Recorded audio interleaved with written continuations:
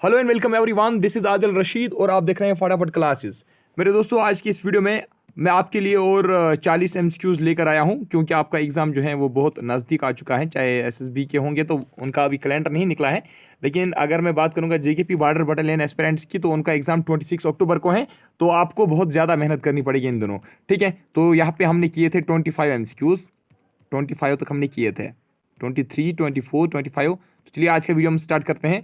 तो देखिए, कुछ बच्चे मुझे मैसेज कर रहे थे कि सर ज़्यादा एक्सप्लेनेशन मत दिया करो। मुझे एक बात बताओ, मैं चाहता हूँ, एक तो मार्क टेस्ट तो मैं आपका फिर भी लेता हूँ, आपको ये पता चलता है ना कि अपना स्कोर, कि कितने क्वेश्चन सर ने करवाए और कितने मेरे करेक्ट हुए, कितने रॉन्ग हुए। वो तो ये तो आप मार्क टेस्ट आपका मैं ले रहा हूँ ना। और दूसरी चीज़ मैं चाहता हूँ कि जो चीज़ें आपको मैंने पढ़ाई है ऑलरेडी, उसका भी मैं रिवीजन कर रहा हूँ, साइंस का। ठीक है, पूरे टॉपिक का मैं रिवीजन करना चाहता हूँ। और दूसरी चीज़ें हैं कि आपको मैं एक्स्ट्रा फैक्टर्स भी बता रहा हूँ, क्योंकि मैं भी ये जो फैक्ट्स मैं आपको इंपॉर्टेंट फैक्ट्स बता रहा हूँ, इनमें से ही कोई क्वेश्चन पूछा जाए। देखिए, मेरा यहाँ पे कोई मकसद नहीं है कि मैं यहाँ पे अपना टाइम वेस्ट करूँ। ऐसी बात नहीं है कि मैं आपको यूट्यूब पे 1 घंटे का लेक्चर दे रहा हूँ, इसमें मुझे मज़ा आ रहा है। नहीं, आपको पता है जो 1 घंटा मेरा इस वीडियो लेक्चर में लग रहा है ना, वो 1 घंटा जो मेरी अपनी स्टडीज़ होती है ना, वो मैं उसमें घटा रहा हूँ। एक एक घंटा मुझे यहाँ पे बैठने का कोई शौक नहीं है, मैं आपकी खातिर ही कर रहा हूँ सब कुछ। देख लीजिए, नेक्स्ट क्वेश्चन है हमारा, light travels fastest in. Light की स्पीड जो है वो मैक्सिमम किस में होती है? लाइट की स्पीड जो है वो मैक्सिमम कहाँ पे होती है? वाटर में, मेटल में, वैक्यूम में या पेट्रोल में? शाबाश। देखिए, आपसे ऐसे भी क्वेश्चन पूछा जा सकता है, लाइट की जो है, लाइट की स्पीड जो है वो मैक्सिमम कहाँ पे होती है? ऐसे भी क्वेश्चन पूछा जा सकता है। तो दोनों क्वेश्चन का एक ही आंसर है, दैट इज वैक्यूम। लाइट जो है वो सबसे ज्यादा तेज कहाँ पे भागती है? वैक्यूम में। ठीक है, वैक्यूम और आयर में, वैक्यूम में भी और आयर में भी सबसे ज्यादा जो है, यानी कि स्पीड ऑफ लाइट जो है वो सबसे ज्यादा कहाँ पे होती है? वैक्यूम में होती है और आयर में होती है। अगर आपसे पूछा जाएगा कि ये बताइए लाइट की जो स्पीड है वो मिनिमम कहाँ पे होती है, किस चीज में मिनिमम होती है, किस मीडियम में मिनिमम होती है, तो याद रखना गिलास, जिसको हम शीशा बोलते हैं, और वाटर। ठीक है, यहाँ पे स्पीड ऑफ लाइट जो है वो मिनिमम होती है। क्या होती है? मिनिमम होती है, यानी कि light travels slowest in glass and water, it travels fastest. यानी कि इसकी स्पीड जो है मैक्सिमम कहाँ पे होती है? वो होती है वैक्यूम में और एयर में। नाउ नेक्स्ट क्वेश्चन है question number 27, loudness of sound depends on. देखिए, आपको क्वेश्चन में अगर loudness of sound depends on ऐसे अगर क्वेश्चन पूछा जाएगा, या अगर दूसरे तरीके से क्वेश्चन पूछा जा सकता है, इंटेंसिटी, इंटेंसिटी ऑफ साउंड जो है, सॉरी ये लाइट नहीं है, ये साउंड है। ठीक है, loudness of sound depends on या intensity of sound depends on, तो किसके ऊपर डिपेंड होती है? पिच, फ्रीक्वेंसी, एम्पलीट्यूड या नन ऑफ द अबव? देखिए, इसका जो सही जवाब है दैट इज एम्पलीट्यूड। समझ गए आप? यानी कि लाउडनेस या हम कहेंगे इंटेंसिटी जो साउंड की होती है वो किस पे डिपेंड होती है? वो एम्पलीट्यूड पे डिपेंड होती है। एक और क्वेश्चन मैं आपसे पूछना चाहूंगा, जो लाउडनेस है वो किस में हम मेजर करते हैं? इसका यूनिट क्या है? लाउडनेस का जो मेजर है दैट इज डेसिबल। क्या है? दैट इज डेसिबल, जिसको हम ऐसे डीबी ऐसे इस सिंबल से लिखते हैं। ठीक है, अच्छा, और एक सवाल मैं आपसे पूछना चाहूंगा, एक्चुअली 8th एनसीईआरटी में मैंने पढ़ा था। ठीक है, तो अगर आपसे कोई पूछेगा, पहले एक फैक्ट बता देता हूं, देख लीजिए, अगर किसी साउंड की फ्रीक्वेंसी, अगर किसी साउंड की फ्रीक्वेंसी कम है ना, लो है, तो उसका मतलब होगा कि उस साउंड की जो पिच है वो भी कम होगी। क्या होगी? वो भी कम होगी। अगर किसी साउंड का फ्रीक्वेंसी ज्यादा है तो इसका मतलब उसका पिच भी क्या होगा? ज्यादा होगा। ठीक है, अब आपसे मैं क्वेश्चन पूछूंगा, ध्यान से सुनना, ध्यान से सुनना। मैं आपसे बता रहा हूं कि ये बताइए, which voice will possess minimum frequency? Which voice will possess minimum frequency? या which of the following sound will have low pitch? एक ही क्वेश्चन है ना, क्योंकि मैंने आपको पहले ही बोला मिनिमम फ्रीक्वेंसी का मतलब है कि मिनिमम पिच भी होगी साउंड में। तो ऑप्शंस आपके स्क्रीन पे मैं देता हूं, बेबी, बेबी, बेबी गर्ल, ठीक है, बेबी बॉय, मैन, वुमेन। बताओ मिनिमम फ्रीक्वेंसी किसकी साउंड में होगी, या मिनिमम लो पिच जो है वो किसकी साउंड में होगी? तो याद रखना मेरे दोस्तों, इसका जो सही जवाब है, ये इंपॉर्टेंट क्वेश्चन है, किसी एसएससी क्वेश्चन एसएससी पेपर में पूछा गया था। तो इसका जो सही जवाब है दैट्स मैन। मैन की जो वॉइस होती है ना, उसमें मिनिमम फ्रीक्वेंसी होती है और लो पिच होती है, याद रखना। ठीक है, नेक्स्ट हो गया, काफ़ी है इसमें। अच्छा अच्छा अच्छा, और एक बात यहाँ पे मैं बताऊँ आपको, लाइट जो है ना, light travels in straight direction, it travels in straight line, ये भी याद रखना। ठीक है, चलिए नेक्स्ट क्वेश्चन है,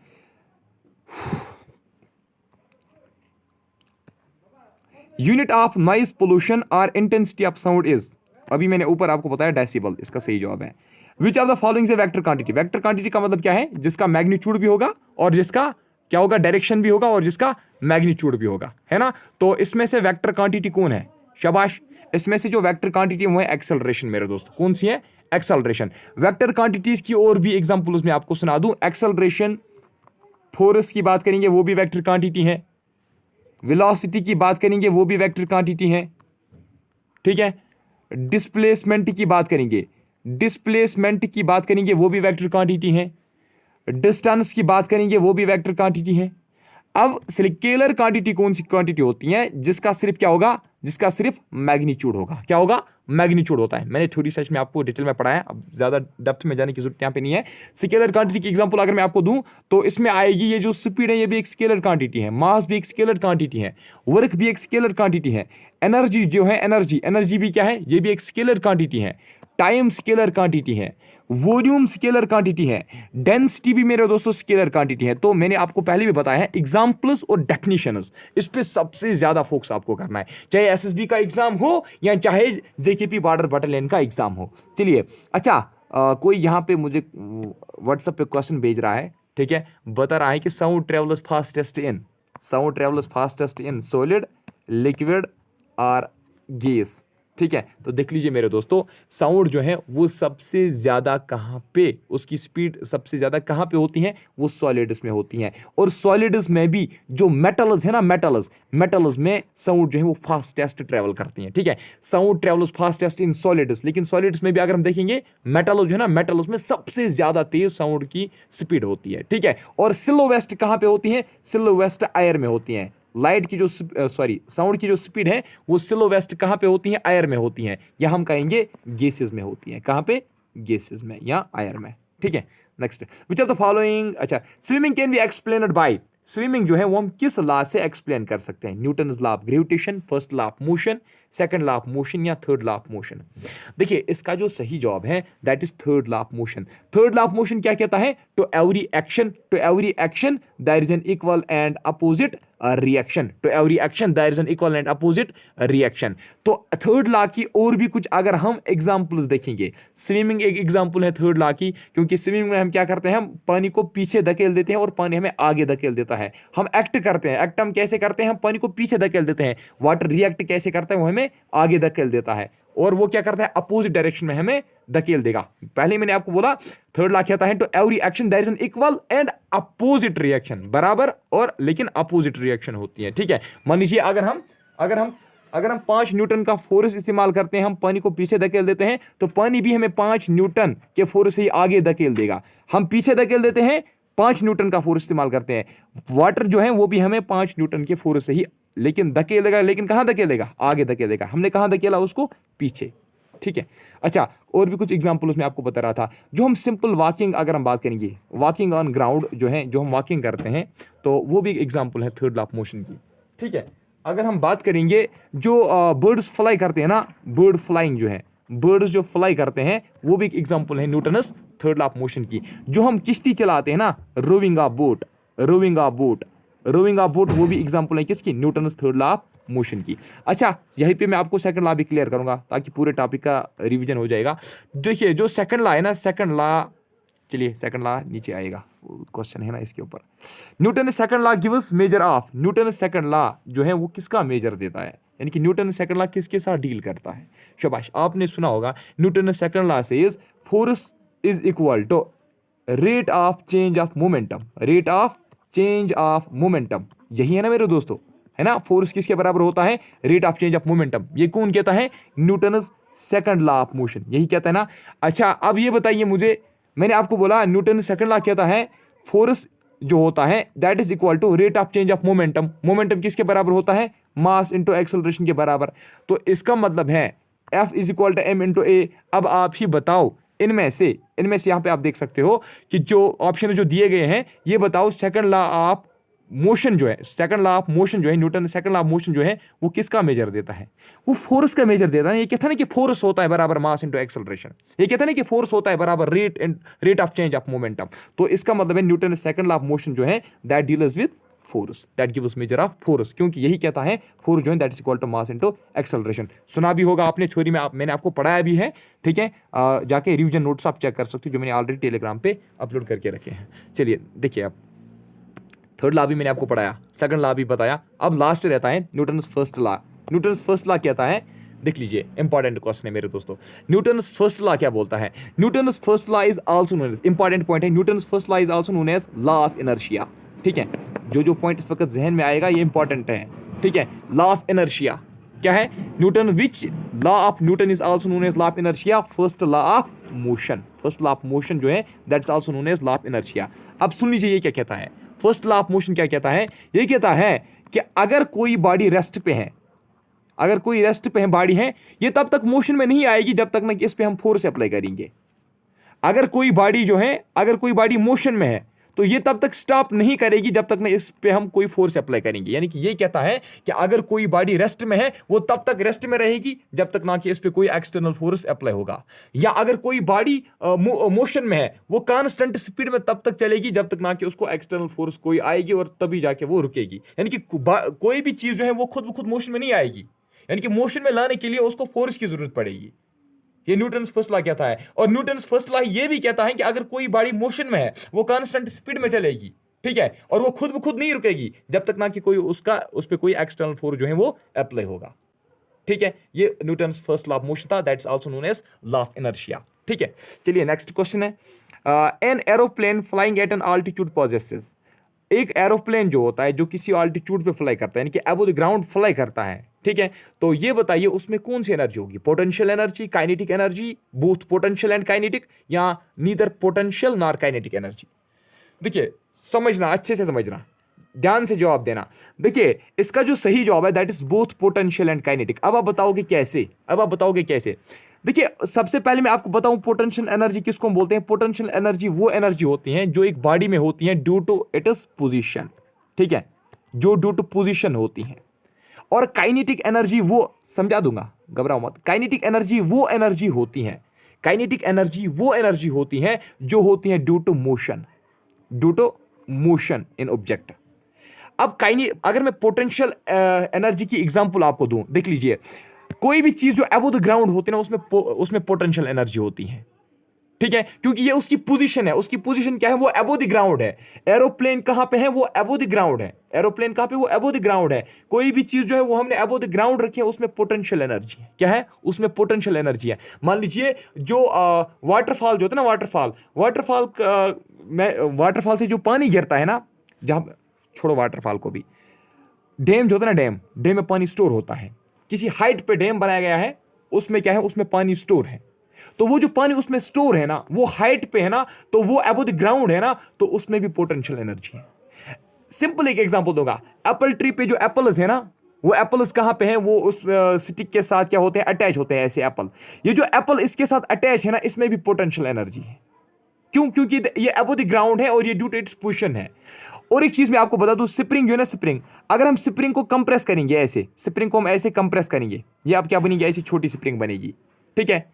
तो इसमें भी क्या है? इसमें भी पोटेंशियल एनर्जी है। क्यों? क्योंकि ये है ड्यू टू इट्स पोजीशन, क्योंकि हमने इसको कंप्रेस किया है, इसकी पोजीशन हमने चेंज कर दी है, इसमें भी क्या है? पोटेंशियल एनर्जी है, ठीक है। अब आप बताओगे काइनेटिक एनर्जी की एग्जांपल सुनना, एग्जाम्पल जो है ना बहुत ज्यादा काम आएगी आपके, ठीक है। अगर हम काइनेटिक एनर्जी की बात करेंगे, मैंने बोला काइनेटिक एनर्जी किस चीज में होगी? जो होता है ड्यू टू मोशन। कोई मैन जो है ना वो रनिंग करता है, तो उसमें भी काइनेटिक एनर्जी है। कोई जो होता है क्रिकेटर जो है वो है, कोई बॉलर जो है, फास्ट बॉलर या स्पिनर बॉलर, वो गेंद डालता है, ठीक है। तो वो जो गेंद डालता है ना, वो जो बॉल होती है ना, उसमें भी काइनेटिक एनर्जी होती है। क्यों? क्योंकि वो होती है मोशन में, बॉल आगे जाती है, मोशन में है वो, तो उसमें भी काइनेटिक एनर्जी है, ठीक है। एक फुटबॉलर जो है वो फुटबॉल को किक करता है, ठीक है, फुटबॉल ऐसे मोशन में आती है, तो उसमें भी काइनेटिक एनर्जी होती है। समझ आ रहा है कुछ आपको? ठीक है। बुलेट जो गन से निकलती है उसमें भी क्या होता है? काइनेटिक एनर्जी होती है। क्यों? क्योंकि बुलेट जो है वो मोशन में होती है।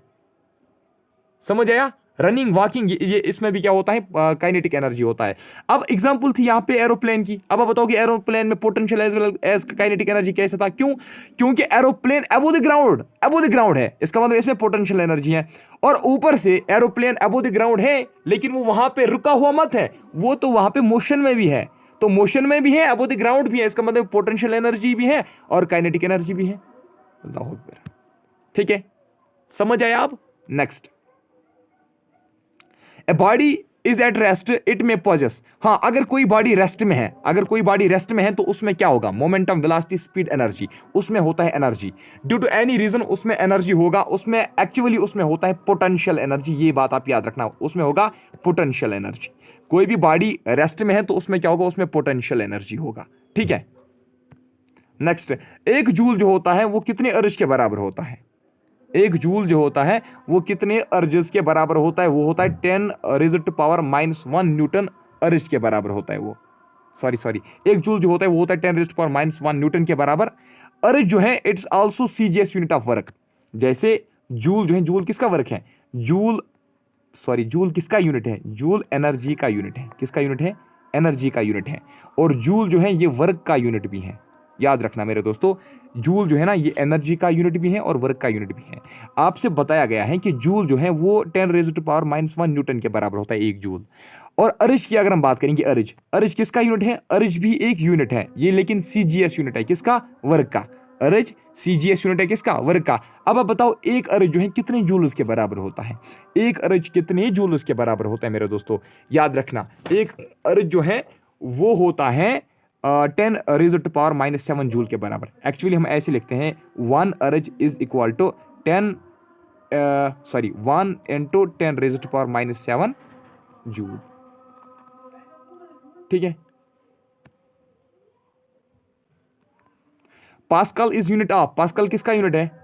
शाबाश, पास्कल किसका यूनिट है? प्रेशर, फोर्स, लीनियर मोमेंटम या एनर्जी का। पास्कल जो है मेरे दोस्तों याद रखना ये प्रेशर का, ठीक है, ये प्रेशर का यूनिट है। प्रेशर और स्ट्रेस, प्रेशर एंड स्ट्रेस का यूनिट क्या है? पास्कल। ठीक है, अच्छा, एनर्जी का यूनिट क्या है? अभी मैंने आपको बोला एनर्जी का यूनिट क्या है? जूल। फोर्स का यूनिट क्या है? वर्क का भी है, वर्क का भी क्या है? जूल। वर्क का यूनिट भी जूल है। फोर्स का क्या है? न्यूटन। ठीक है, next, sound waves can not pass through. Sound waves किस से पास नहीं हो सकती? साउंड वेव्स किस चीज़ से पास नहीं हो सकती? साउंड जो है वो वैक्यूम से पास नहीं हो सकती। याद रखना, क्योंकि साउंड को मटेरियल मीडियम चाहिए। ठीक है, इसको मटेरियल मीडियम चाहिए, उसको पार्टिकल्स चाहिए जो इसको क्या करेंगे? साउंड को ट्रांसमिट करेंगे from one place to another place. ठीक है, वैक्यूम से ये नहीं होगी पास। नेक्स्ट, और सॉलिड से क्या होता है? साउंड की जो स्पीड है वो मैक्सिमम होती है। कहाँ पे? सॉलिड्स में। गैसेस में मिनिमम होती है। सॉलिड्स के बाद सबसे ज़्यादा अगर तेज़ कहीं पे साउंड वेव्स चलती है तो वो लिक्विड में चलती है, लिक्विड के बाद गैसेस में। नेक्स्ट, शॉर्ट साइटेडनेस और near sightedness is also called. कल मैंने आपको पढ़ाया था, इसको हम बोलते हैं मायोपिया। इसको हमने डिटेल में कल ही डिस्कस किया। Rainbow formation occurs by. Rainbow formation किससे होती है? शाबाश, reflection, refraction, total internal reflection. TIR का मतलब होता है टोटल इंटरनल रिफ्लेक्शन या ऑल ऑफ दीज। इसका जो सही जवाब है, देख लीजिए, रिफ्लेक्शन से भी होता है, रिफ्रैक्शन से भी होता है, TIR से भी होता है, तो ऑल ऑफ दिस का सही आंसर बनता है। एक्चुअल में यहाँ पे TIR नहीं होना चाहिए था, ये SSC के एग्जाम में पूछा गया था, तो दैट्स वाई मैंने यही ऑप्शन लिखा। तो एक्चुअली जो रेनबो फॉर्मेशन होती है ना वो रिफ्लेक्शन, रिफ्रैक्शन और डिस्पर्शन ऑफ लाइट से होती है। ठीक है, और डिस्पर्शन ऑफ लाइट से होती है। तो इन तीनों फिनोमेनन से क्या होती हैं? रेनबो फॉर्मेशन होती हैं। ठीक है, नेक्स्ट है process of transition of A substance from solid phase two gas phase without passing through an intermediate liquid phase is called. देखिए, आपने देखा होगा कि हम क्या करते हैं, जब ये मान लीजिए ये आइस है तो ये क्या है? ये सॉलिड है। ठीक है, और जब हम इसको हीट करते हैं ये पहले लिक्विड में यानी कि वाटर में ये पहले कन्वर्ट होगा, और लिक्विड के बाद ये गैस में कन्वर्ट होगा यानी कि वेपर में कन्वर्ट होगा, है ना। लेकिन कुछ चीज़ें ऐसी हैं जो डायरेक्टली सॉलिड स्टेट से गैस स्टेट में चेंज होती हैं, यानी कि सॉलिड से डायरेक्टली लिक्विड में चेंज, सॉलिड से डायरेक्टली गैस में चेंज होती हैं। लिक्विड स्टेट उसका बनता ही नहीं है। तो ये इस प्रोसेस को हम क्या बोलते हैं? इस फेज को हम क्या बोलते हैं? शाबाश, इस फेज को हम बोलते हैं सब्लिमेशन। याद रखना, आपने मत पढ़ा होगा मैंने, लेकिन थ्योरी में आपको पढ़ाया है। सब्लिमेशन इसको हम बोलते हैं। ठीक है, इस ट्रांजिशन को हम क्या बोलेंगे? सब्लिमेशन बोलते हैं इस फेज को। Next, elements known at present are out of which 94 are natural. तो कितने एलिमेंट्स प्रेजेंटली, कितने नून एलिमेंट्स हैं? याद रखना, प्रेजेंटली देयर आर 118 एलिमेंट्स। कितने? 118 एलिमेंट्स। 118 में से 94 नेचुरल हैं, बाकी जो है वो आर्टिफिशियल है, दैट्स वो मैन मेड है। ठीक है, next, match the following. Match the following, आराम से टाइम लो, कोई जल्दबाजी नहीं है, वेट कर रहा हूं मैं आपका। शाबाश, मैं भी सोचूंगा तब तक। तो मैं भी करूं, मैं करूं, ठीक है। देखिए, विनेगर को आएगा एसिटिक एसिड, वॉशिंग सोडा का जो है sodium carbonate decahydrate, quick lime जो है इसका आएगा कैल्शियम ऑक्साइड, ब्लीचिंग पाउडर का क्या आएगा कैल्शियम क्लोरो हाइपोक्लोराइड, यानी कि 1B2A, है ना, यही आएगा ना, 1B2A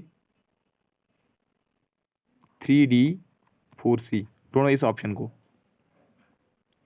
ये वाला इसका सही है, ठीक है, सी पार्ट इसका सही है।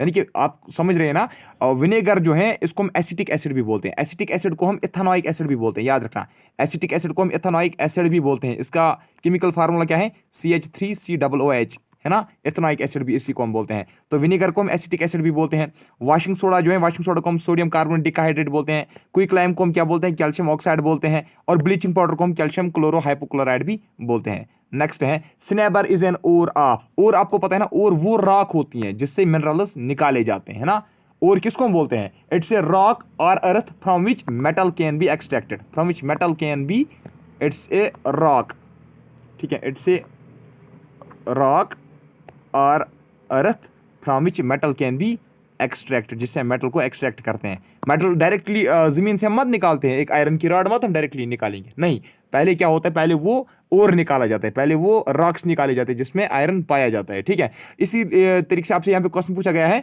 स्नेबर जो है, स्नेबर किसका ओर है, स्नेबर किसका ओर है, मरकरी का, यानी कि मरकरी जो है, मरकरी किससे निकाला जाता है, स्नेबर से निकाला जाता है। While as magnetite is an ore of, तो मैग्नीटाइट किसका ओर है, यानी कि मैग्नीटाइट से हम कौन सा मेटल निकालते हैं, आयरन, जिंक, लेड या सिलिकॉन। स्नेबर किसका ओर है, मरकरी का ओर है। तो मैग्नीटाइट किसका ओर है, मैग्नीटाइट से हम कौन सा मेटल निकालते हैं, ध्यान से देख लीजिए, शाबाश, आयरन, जिंक, लेड या सिलिकॉन। तो इसका जो सही जवाब है दैट्स आयरन, यानी कि जो मैग्नीटाइट है, मैग्नीटाइट आयरन का ओर है। अगर हम जिंक की बात करेंगे, जिंक, जिंक का मुझे याद नहीं आ रहा है, तो अगर किसी को पता है तो आप बताओ, जिंक का था कुछ, अच्छा छोड़ दो आप, अगर किसी को पता है तो बताओ। लेड की अगर हम बात करेंगे तो लेड का जो ओर है उसको हम गैलिना बोलते हैं, क्या उसको हम बोलते हैं, गैलिना। सिलिकॉन, सिलिकॉन जो है ना, सिलिकॉन, सिलिकॉन का जो ओर है, सिलिकॉन, सिलिकॉन की ओर को हम क्या बोलते हैं, सिलिकॉन की ओर को हम बोलते हैं डायरेक्टली, उसको हम बोलते हैं सिलिका सैंड, क्या बोलते हैं उसको हम, सिलिका सैंड से, यानी कि सिलिकॉन निकाला जाता है, या हम उसको बोलते हैं क्वार्ट्ज सैंड, क्या उसको हम बोलते हैं, क्वार्ट्ज सैंड भी उसको हम बोलते हैं, किसको, सिलिकॉन के ओर को। अच्छा, आपसे क्वेश्चन पूछा गया था, आपको याद है वुमेन्स बॉर्डर बटालियन पेपर में क्वेश्चन पूछा गया था, शायद कोल का ही पूछा गया था, मुझे याद नहीं है, कोल जो है वो किस टाइप रॉक में पाया जाता है, coal is found in which type of rocks. तो याद रखना, कोल जो है वो सेडिमेंट्री रॉक्स में पाई जाती है, ठीक है। और याद रखना जो पेट्रोलियम है ना, पेट्रोलियम, पेट्रोलियम भी सेडिमेंट्री रॉक्स में पाई जाती है, ठीक है। नेक्स्ट है bronze is an alloy of copper and tin, यानी कि ब्रूज कैसे बनाया जाता है, जब कॉपर और टिन को मिक्स किया जाता है तभी जाके ब्रूज बनता है, यानी कि bronze is equal to copper plus, bronze is equal to copper plus tin. तो इसी तरीके से आप बताइए ब्रास जो है वो किस का बना हुआ होता है, brass is made up of, याद रखना, brass is made up of copper and zinc, ये इंपॉर्टेंट है, ठीक है। अच्छा, प्योरेस्ट फॉर्म ऑफ आयरन कौन है इनमें से, प्योरेस्ट फॉर्म ऑफ आयरन, इनमें से प्योरेस्ट फॉर्म ऑफ आयरन कौन है, तो इसका जो सही जवाब है, शाबाश, दैट इज रॉट आयरन, ठीक है। Phosphorus is stored under cold water, phosphorus को हम कहां पे स्टोर करते हैं, कोल्ड वाटर के अंडर उसको हम स्टोर करते हैं, क्यों, क्योंकि अगर हम वाटर में उसको स्टोर नहीं करेंगे ना तो वो रिएक्ट करता है, ठीक है, वो रिएक्ट करता है किसके साथ, ऑक्सीजन के साथ, तो वो हीट प्रोड्यूस कर सकता है। इस तरीके से सोडियम को भी हम, सोडियम को हम कहाँ पे, सोडियम को हम किसके अंडर रखते हैं, रिएक्शन से बचने के लिए सोडियम को हम कहाँ पे छुपा के रखते हैं, कैरोसिन, कर्ड, आयोडीन या ब्रोमीन में, कैरोसिन में, याद रखना, सोडियम को हम कहाँ पे रखते हैं, कैरोसिन में रखते हैं। नेक्स्ट क्वेश्चन है substance which alters the rate of reaction is known as, तो ऐसी इनमें से कौन सी सबस्टेंस हैं जो रेट ऑफ रिएक्शन पे इफेक्ट करती है, शाबाश, एमल्शन, कैटलिस्ट, फोम या जेल, तो इसका सही जवाब जो है दैट इज कैटलिस्ट। मैंने आपको थ्योरी में पढ़ाया था कि कैटलिस्ट जो है ये नेगेटिव कैटलिस्ट भी हो सकता है, ये पॉजिटिव कैटलिस्ट भी हो सकता है। नेगेटिव कैटलिस्ट का मतलब क्या है कि ये रिएक्शन जो है रिएक्शन को स्लो करवा सकते हैं, यानी कि it can reduce the rate of reaction. Positive catalyst वो कैटलिस्ट होता है जो रिएक्शन को रेट ऑफ रिएक्शन को इंक्रीज करता है, यानी कि जल्दी करवाता है। ठीक है, next, boiling point of water at normal atmospheric pressure. Boiling point of water at normal atmospheric pressure is, शाबाश, ऑप्शन हैं यहीं पे दिए हुए। तो इसका जो सही जवाब है, जो बॉइलिंग पॉइंट होता है ना नॉर्मल एटमॉस्फेरिक प्रेशर पे, वाटर का बॉइलिंग पॉइंट कितना होता है, कितना होता है जरा कोई बताओ, शाबाश, 100 डिग्री सेल्सियस होता है। तो 100 डिग्री सेल्सियस हमें पता है, लेकिन यहाँ पे तो ऑप्शन केल्विन में दिए हुए हैं। अब सेल्सियस को हम कन्वर्ट कैसे करते हैं केल्विन में, हम प्लस करते हैं 273 इसको। ठीक है, तो कितना बनेगा 373 केल्विन, तो इसका मतलब ये इसका सही जवाब है। ठीक है, there are 18 groups periodic table में, कुल मिला के मॉडर्न पीरियडिक टेबल जो है मेरे दोस्तों उसमें कुल मिला के 18 ग्रुप्स हैं। कितने हैं, 18 ग्रुप्स हैं। ऐसे 1 2 3 4 5 6 ऐसे ऐसे, यानी कि एक ग्रुप 2 3 4 5 6, तो 18 ग्रुप्स हैं। पीरियड्स कितने हैं, ऐसी भी कुछ लाइन्स है ना, ऐसे ऐसे कितनी लाइन्स आती हैं, 1 2 3 4, कितनी लाइन्स हैं ऐसे। पीरियड्स कितने हैं, पीरियड्स इसमें 7 हैं। ठीक है, 7 पीरियड्स हैं, 18 ग्रुप्स हैं। मॉडर्न पीरियडिक टेबल किसने प्रिपेयर किया था, मॉडर्न पीरियडिक टेबल मेरे दोस्तों किसने प्रिपेयर किया था, बोहर, न्यूटन, रदरफोर्ड या लेवोजियर ने। शाबाश, लेवोजियर आपको पता है कौन है, father of chemistry. Important point याद आया, फादर ऑफ केमिस्ट्री कौन है, एंटोनी लेवोजियर। अच्छा ये बताओ किसने मॉडर्न पीरियड टेबल प्रिपेयर किया था, शाबाश, इसका जो सही जवाब है दैट इज नील बोहर। ठीक है, नील बोहर, याद रखना, नील बोहर ने प्रिपेयर किया था मॉडर्न पीरियड टेबल। अच्छा, ये जो प्रेजेंटली हम मॉडर्न पीरियड टेबल देखते हैं ना, ये मॉडर्न पीरियड टेबल सबसे पहले फर्स्ट, या हम कहेंगे इनिशियली, फर्स्टली ये जो मॉडर्न पीरियड टेबल है ये किसने प्रिपेयर किया था, आपको पता है। ये जो मॉडर्न पीरियड टेबल है मेरे दोस्तों, ये पहले फर्स्ट मॉडर्न पीरियड टेबल किसने बनवाया था।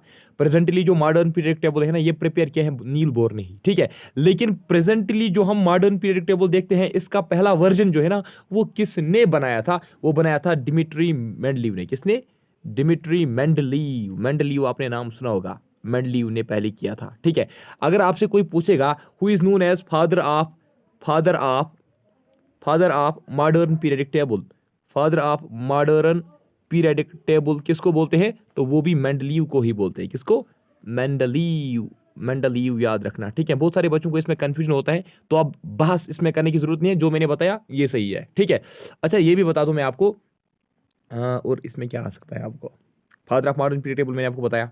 अच्छा, जो यानी कि जो मॉडर्न पीरियड टेबल है ना, it's also known as long form of periodic table. Long form of periodic table हम किसको बोलते हैं, जो मॉडर्न पीरियडिक टेबल है इसी को हम long form of periodic table भी हम इसी को बोलते हैं। और याद रखना, अच्छा मॉडर्न पीरियडिक लॉ, अगर आपसे एक तो पूछा जा सकता है मॉडर्न पीरियड टेबल किसने प्रिपेयर किया, एक ये पूछा जा सकता है। दूसरा पूछा जा सकता है कि ये बताइए मॉडर्न पीरियडिक लॉ, ठीक है, मॉडर्न पीरियडिक लॉ जो है वो किसने दिया था, मॉडर्न पीरियडिक लॉ किसने दिया था, ये दिया था हेनरी मोजीले ने। किसने, हेनरी मोजीले। ठीक है, उसके बाद यही जो मॉडर्न पीरियडिक लॉ इसने दिया, यही इस्तेमाल किया था किसने, मेंडलीव ने, और किया था प्रिपेयर फर्स्ट पीरियडिक टेबल। और उसके बाद बोहर ने उसमें कुछ मतलब अमेंडमेंट्स किए और अपना टेबल बना डाला। Discoverer of penicillin was, penicillin किसने डिस्कवर किया था, अलेक्जेंडर फ्लेमिंग इसका सही जवाब है। Next, number of chromosomes present in normal human being are, number of chromosomes, अगर आपसे ऐसे क्वेश्चन आएगा कि कितने क्रोमोसोम्स एक ह्यूमन बीइंग में होते हैं, यानी कि पर सेल जो है ना, पर सेल जो होती है ना हमारी जो भी सेल है ह्यूमन बीइंग्स की, हर एक सेल में कितने क्रोमोसोम्स होते हैं, कितने क्रोमोसोम्स होते हैं, 46 क्रोमोसोम्स होते हैं मेरे दोस्तों। अगर आपसे पूछा जाएगा कि कितने पेयर ऑफ क्रोमोसोम्स होते हैं, कितने पेयर ऑफ क्रोमोसोम्स होते हैं, तो याद रखना मेरे दोस्तों, क्रोमोसोम्स टोटल कितने पेयर होते हैं, टोटल पेयर होते हैं 23। ठीक है, अगर पेयर पूछा जाएगा ना तो 23 पेयर होता है, एक पेयर में 2 क्रोमोसोम होते हैं, तो इसका मतलब 23 पेयर है। अगर टोटल पूछा जाएगा, पेयर नहीं लिखा होगा जिस तरह से इस क्वेश्चन में नहीं लिखा हुआ है, तो 46 याद रखना। ठीक है, पेयर 23 है, कुल मिला के 46 है, क्योंकि एक पेयर में एक जोड़ा जो है ना उसमें 2 होते हैं।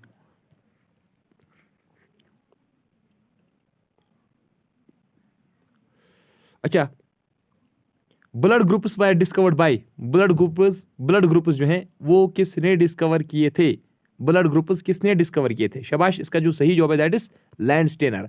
अगर आपसे कोई पूछेगा ये बताइए जो ब्लड सर्कुलेशन है, एक तो ब्लड ग्रुप है, दूसरा आपसे पूछा जा सकता है कि ये बताइए ब्लड सर्कुलेशन किसने डिस्कवर की, किसने ब्लड सर्कुलेशन ह्यूमन बॉडी में डिस्कवर की। ये विलियम हार्वे उसका नाम था। क्या उसका नाम था? William Harvey. ठीक है, विलियम हार्वे। कोई बच्चा मुझे पूछ रहा था ऊपर, अभी मैंने आपको बोला था कि नॉर्मल एटमॉस्फेरिक टेम्परेचर पे बॉइलिंग पॉइंट वाटर का क्या होता है। वो जो नॉर्मल एटमॉस्फेरिक प्रेशर है ना, नॉर्मल एटमॉस्फेरिक प्रेशर का मतलब होता है 766 mmHg का प्रेशर। ठीक है, ये होता है नॉर्मल एटमॉस्फेरिक प्रेशर। ठीक है, अच्छा अब क्या आता है next, the colour of eye depends upon the pigment present in. Eye की जो कलर होती है ना, किसी की ब्लू कलर होती है आई, किसी को ग्रेइश होती है, किसी को पूरे ब्लैक, हम बोलते हैं ना ये ब्लैक आई है इसकी, इसको ब्लू कलर आए हैं, कैट आए हैं इसको। तो ये जो कलर ऑफ आई है ना, किस पे डिपेंड होता है? एक्चुअली आई में एक पिगमेंट होता है। ठीक है, कहाँ पे वो पिगमेंट होता है, उसी वजह से फिर आई भी ब्लैक दिखती हैं, रेड दिखती हैं, या जो भी कलर होगी। तो वो पिगमेंट कहाँ पे होती है? वो पिगमेंट होती है मेरे दोस्तों आइरिस में। कहाँ पे? Iris. Next, fat soluble vitamin कौन कौन से हैं? मैंने आपको बताया था कल, ट्रिक भी बताई थी।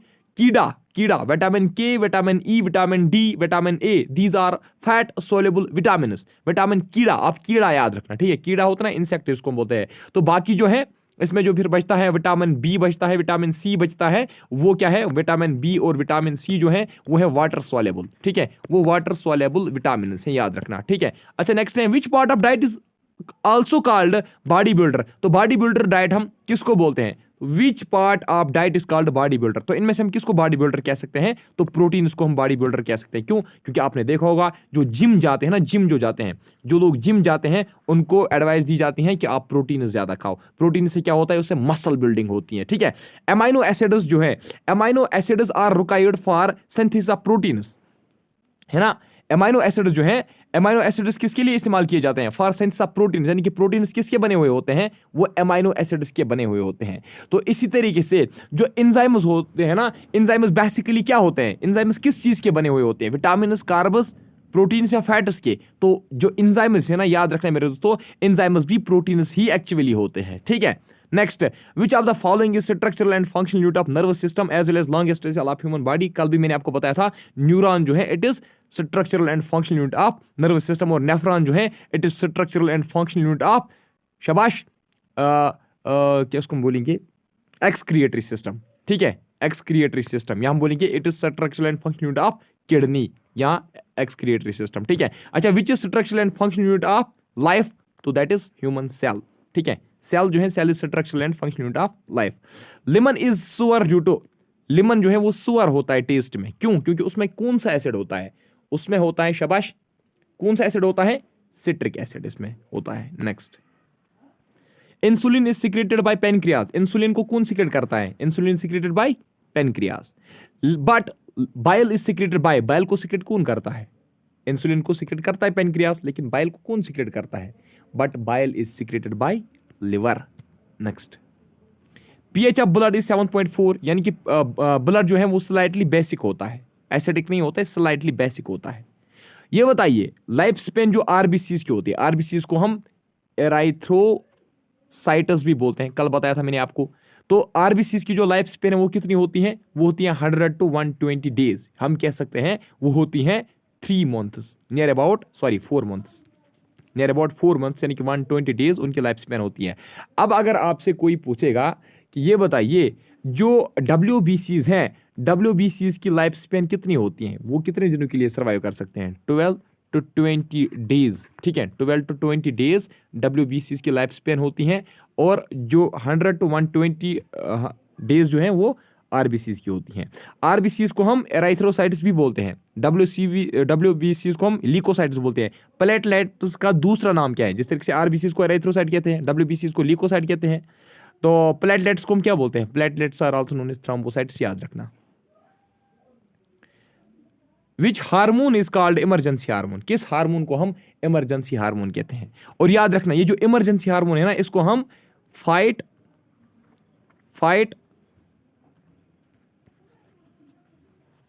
फ्लाइट और फ्राइट हार्मोन भी कहते हैं। फाइट फ्लाइट और फ्राइट हार्मोन भी इसको हम कहते हैं। किसको? इमरजेंसी हार्मोन को। तो ऐसा कौन सा हार्मोन है? Adrenaline hormone. एड्रेनलिन हार्मोन जो है मेरे दोस्त को, एड्रेनलिन हार्मोन जो है इसको हम क्या बोलते हैं? इमरजेंसी हार्मोन भी इसी को हम बोलते हैं। इसी को हम बोलते हैं फाइट फ्लाइट और फ्राइट हार्मोन। यानी कि जब भी कोई इमरजेंसी होती है, जब भी आप डरते हो ना, है ना, जो जिसका डर भी होता है उस वक्त भी ये रिलीज होता है। जब आपकी लड़ाई होती है उस वक्त भी ये रिलीज होता है।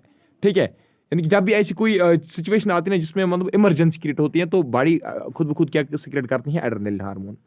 Heat received by a person sitting in front of fire is due to which of the following modes. पढ़ा है मैंने आपको, कंडक्शन, कन्वेक्शन, रेडिएशन पढ़ा है मैंने आपको।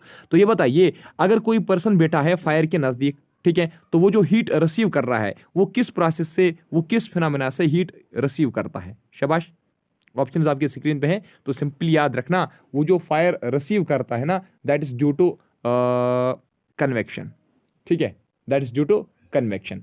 अच्छा, नेक्स्ट पॉइंट में अगर आपको बता दूं, एक इंपॉर्टेंट पॉइंट यहाँ पे, जो सन से जो एनर्जी, सन से जो हीट अर्थ तक पूछती है ना, वो किस फिनोमेनन से, वो किस प्रोसेस से पूछती है? वो पूछती है रेडिएशन से। ठीक है, पढ़ा है मैंने आपको थ्योरी में। जिसने नहीं पढ़ा होगा, अब उसको मैं क्या करूं? अगर अभी आपको लगता है आपके पास टाइम है तो आप जाके थ्योरी क्लासेस देख सकते हो। Which of the following is used as disinfectant to infect PPEs.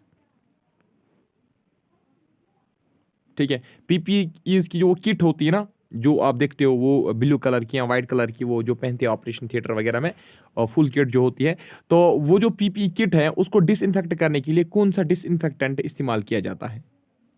शाबाश, सोडियम हाइपोक्लोराइड इसका सही जवाब है। हाँ, यही है, सोडियम हाइपोक्लोराइड। आई थिंक ये क्लास 4 के एग्जाम में पूछा गया था, जो रिसेंटली हुआ था, JKSB class 4। Next question, last one है, following are chemical compounds and its common names. तो ये इसको आपको मैच करना है। आप बताओ इनकरेक्ट इनमें से कौन है? सोडियम बाइकार्बोनेट को हम बेकिंग सोडा बोलते हैं क्या? बिल्कुल बोलते हैं। नाइट्रस ऑक्साइड को हम लाफिंग गैस बोलते हैं क्या? बिल्कुल बोलते हैं। कैल्शियम कार्बोनेट को हम लाइमस्टोन बोलते हैं क्या? बिल्कुल बोलते हैं, है ना। अच्छा, सोडियम हाइड्रोक्साइड को हम वॉशिंग सोडा बोलते हैं क्या? सोडियम हाइड्रोक्साइड जो है उसको वॉशिंग सोडा बोलते हैं क्या? नहीं।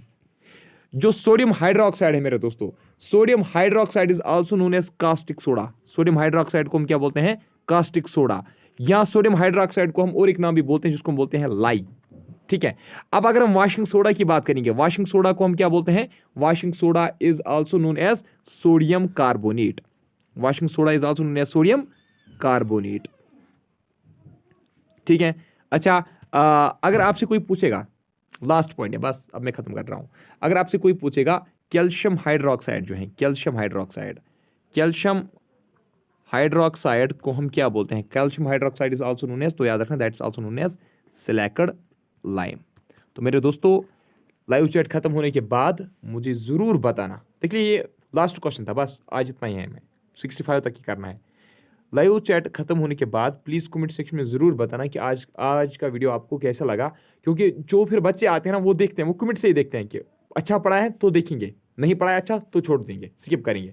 तो दैट्स वाई बाकी बच्चों को भी फ़ायदा होना चाहिए। देखिए, मैं चाहता हूँ कि मेरी इस मेहनत का ज़्यादा से ज़्यादा स्टूडेंट्स लाभ उठा सकें। ठीक है, तो चलिए आज की इस वीडियो में इतना ही। कैसा था आप आज का वीडियो, ये ज़रूर बताना। Bye bye, take care, thank you, good night.